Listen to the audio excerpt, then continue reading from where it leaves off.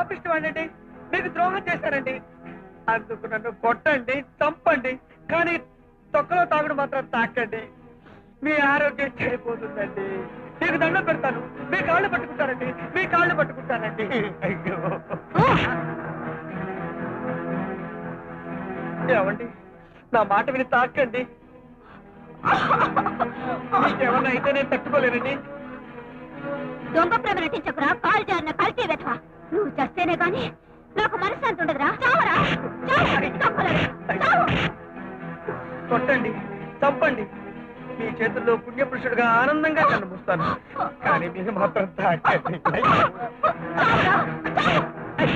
అయ్యో